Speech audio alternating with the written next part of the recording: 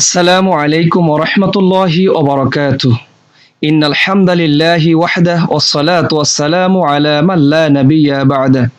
ফাআউযু বিল্লাহি মিনাশ শাইতানির রাজীম। বিসমিল্লাহির রাহমানির রাহিম। তুবু ইলাল্লাহি তাওবাতান নাসুহা ইলা আখিরিল আয়াত।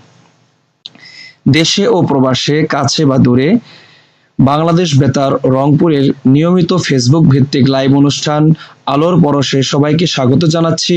আমি মোহাম্মদ ইদ্রিস।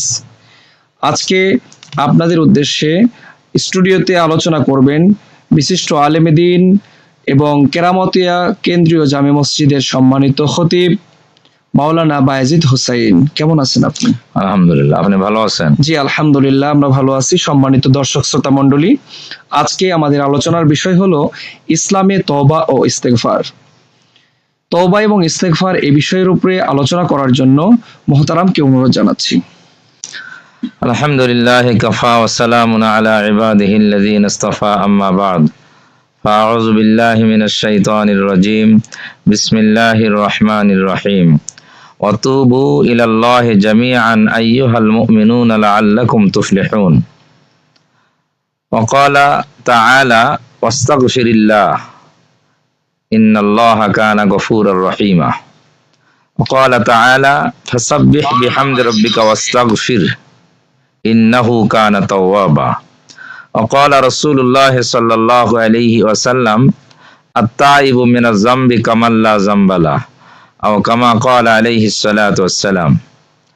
সম্মানিত কাছের ও দূরের দর্শক শ্রোতা ভাই ও বোনেরা, আমরা আজকের এই আলোর পরশ অনুষ্ঠানের সর্বপ্রথম যে বিষয়টা নিয়ে আলোকপাত করব তা হলো তওবা ও ইস্তিগফার। পবিত্র কোরআনুল কারিমে এবং হাদিস শরীফে এই দুইটি বিষয়ে অসংখ্য আয়াত এবং হাদিস রয়েছে তওবা এবং ইস্তিগফারের ব্যাপারে। প্রথম আমরা জানব বিষয়টা যে তওবা বলে কি বোঝানো হয়েছে, ইস্তিগফার বলে কি বোঝানো হয়েছে। এর সাথে আমরা জানব যে তওবা ইস্তিগফারের প্রশ্নটা কেন আসলো। আসলে মূলত একটা হাদিসের মধ্যে আসছে, রাসূলুল্লাহ সাল্লাল্লাহু আলাইহি ওয়াসাল্লাম বলেন, কুল্লু বানি আদম খাত্তাউন ওয়া খায়রুল খাত্তাইন আত-তাওয়াবুন। নবীজি সাল্লাল্লাহু আলাইহি ওয়াসাল্লাম এই হাদিসে পাকের মধ্যে বলেন, প্রত্যেক আদম সন্তান তারা অপরাধী, গুনাহগার। আর এই গুনাহগারদের মধ্যে সর্বোত্তম গুনাহগার সেই ব্যক্তি যে নিজের অপরাধ থেকে তওবা করে ফিরে আসে। জি, এই হাদিস থেকে আমরা দুইটি বিষয় জানতে পারি। একটি বিষয় হলো এই যে আমরা প্রত্যেকটা আদম সন্তান আমরা গুনাহগার। আমি সংক্ষিপ্ত আকারে বলি যে গুনাহটা কি, অপরাধটা কি। অর্থাৎ আল্লাহ সুবহানাহু ওয়া তাআলা আমাদেরকে সৃষ্টি করেছেন একটা উদ্দেশ্য নিয়ে। কোরআনুল কারিমে আল্লাহ তাআলা উদ্দেশ্যের ব্যাপারে বলেছেন, ওমা খলাকতুল জিন্না ওয়াল ইনসা ইল্লা লিয়াবুদুন। আল্লাহ তাআলা এই আয়াতে কারিমায় বলেন, আমি মানব এবং জিন জাতিকে আমার ইবাদতের জন্য সৃষ্টি করেছি।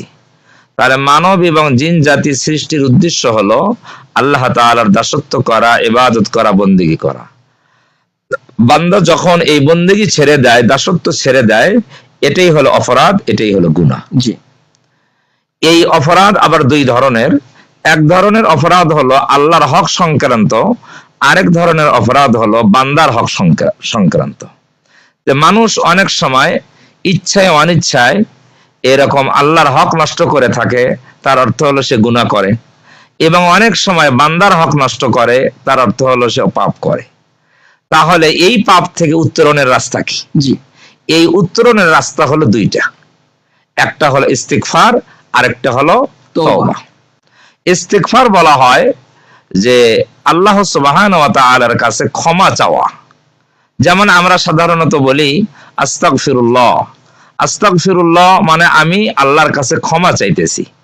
আমি যে অপরাধ করেছি এই অপরাধের জন্য আল্লাহ তাআলার কাছে ক্ষমা চাইতেছি। আল্লাহ সুবহানাহু ওয়া তাআলা কোরআন শরীফে বিভিন্ন জায়গায় ইস্তিগফারের কথা বলেছেন। এক আয়াতে সূরা নিসায় আল্লাহ বলেন, ওয়াস্তাগফিরিল্লাহ, তোমরা আল্লাহর কাছে ক্ষমা চাও। ইন্নাল্লাহা কানা গফুরুর রহিমা, নিশ্চয়ই আল্লাহ তাআলাকে তোমরা ক্ষমাশীল এবং দয়ালু হিসেবে পাবা। পবিত্র কোরআনুল কারিমে সূরা আন-নাসরের মধ্যে রাসূলুল্লাহ সাল্লাল্লাহু আলাইহি ওয়াসাল্লামের মাধ্যমে আমাদেরকে আল্লাহ তাআলা এই কথা শিক্ষা দিয়েছেন যে ফাসাব্বিহ বিহামদি রাব্বিকা ওয়াস্তাগফিরহু। আসলে এটা হলো মানব জীবনের শেষ সময়ের কথা। মানুষের জীবনের যখন শেষ সময় চলে আসে, সেই সময়ে প্রত্যেকটা মানুষের এই দুইটি আমল করা দরকার। একটা হলো আল্লাহ সুবহানাহু ওয়া তাআলার প্রশংসার বাক্য করা, ফাসাব্বিহ বিহামদি রাব্বিকা, তোমার রবের হামদ প্রশংসার তাসবিহ পড়ো, ওয়াস্তাগফিরহু, এবং তার কাছে তোমরা ইস্তিগফার করো, ক্ষমা প্রার্থনা করো। ইন্নাহু কানা তাওয়াবা, নিশ্চয়ই তোমরা আল্লাহ তাআলাকে তওবা কবুলকারী হিসেবে পেয়ে যাবা। এই আয়াত থেকে আমরা ইস্তিগফারের আদেশ পেলাম এবং ইস্তিগফার করার পরে আল্লাহ তাআলা তওবা কবুল করেন, এটাও আমরা পেলাম। পবিত্র কোরআন থেকে আমি একটি আয়াত পড়েছি, ওয়াতুবু ইলাল্লাহি জামিআন আইয়ুহাল মুমিনুনা লাআল্লাকুম তুফলিহুন। এই আয়াতে কারিমা আল্লাহ সুবহানাহু ওয়া তাআলা বলেন, হে ঈমানদারগণ, তোমরা সকলেই তওবা করো। ওয়াতুবু ইলাল্লাহি জামিআ, সবাই মিলে, সবাই তওবা করো, সকলেই তওবা করো। আর তোমরা অপরাধ করার পরে যখন তওবা করবে, তাহলে লাআল্লাকুম তুফলিহুন, তাহলে তোমরা সফলতা অর্জন করতে পারবে।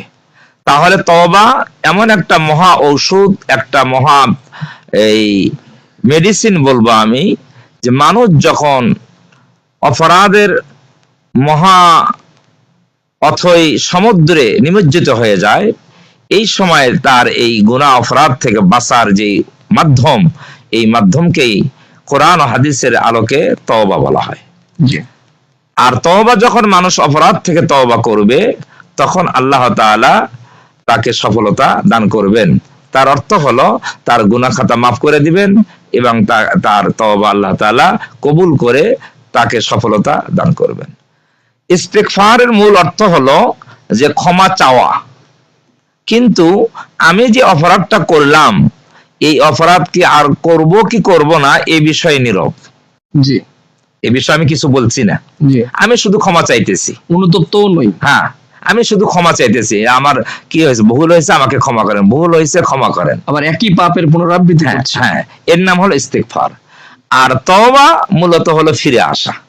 তওবার আবিধানিক অর্থ হলো ফিরে আসা। কিন্তু তাফসীরের পরিভাষায় তওবার সংজ্ঞা দেওয়া হয়েছে, 4টি শর্তে তওবা হয়। তার মধ্যে প্রথমটা হলো যে অন্তর দিয়ে তার অপরাধের জন্য অনুশোচনা করা, অনুতপ্ত হওয়া। তওবা মানে অন্তর দিয়ে অনুতপ্ত হওয়া। তাহলে অনুতপ্ত 1 নম্বর অন্তরে হইতে হবে। 2, আমি যে অপরাধটা করেছি এই অপরাধ ছেড়ে দিতে হবে, অপরাধ গুনাহের কাজ ছেড়ে দিতে হবে। 3, ভবিষ্যতে এই অপরাধ না করার অঙ্গীকার করতে হবে। তাহলে এই 3টা শর্ত সাপেক্ষে যে ইস্তিগফার করা হবে, এর নাম হলো কি? তওবা। এটা হলো আল্লাহর হক সংক্রান্ত। এই তওবাতে 3টা শর্ত আল্লাহর হক সংক্রান্ত। কিন্তু যদি বান্দার হক সংক্রান্ত কোন অপরাধ হয়, সেই ক্ষেত্রে এই 3টে তো থাকবেই, এর সাথে আরেকটি যোগ হবে, যে বান্দার যে হক নষ্ট করা হয়েছে, এই হক তাকে ফিরিয়ে দিতে হবে।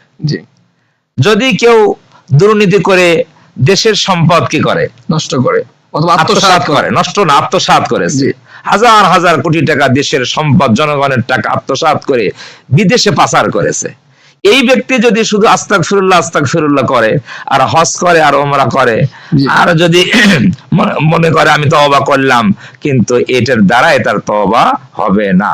বরং এই তওবা করতে হলে পূর্বের যে 3টা শর্ত, এই 3টা শর্ত পালন করে যার হক নষ্ট করা হয়েছে, যার সম্পদ আত্মসাৎ করা হয়েছে, এটা তার কাছে ফিরিয়ে দিতে হবে। তাহলে যারা দেশের সম্পদ যারা আত্মসাৎ করে, হাজার হাজার কোটি টাকা আত্মসাৎ করে বিদেশে পাচার করেছে, তাদেরও ক্ষমার রাস্তা আছে, তাদেরও কি আছে? ক্ষমার আচ্ছা রাস্তা আল্লাহ পাক রেখেছেন। সেই ক্ষমা হলো তারা এই তিনটা শর্ত পালন করে এই সম্পদ ফিরিয়ে দিয়ে তারা যদি তওবা করে, তাহলে আল্লাহ তাআলা তাদেরকেও কি করবেন? ক্ষমা করবেন আমরা একটা ফোন নিতে পারি? ইনশাআল্লাহ।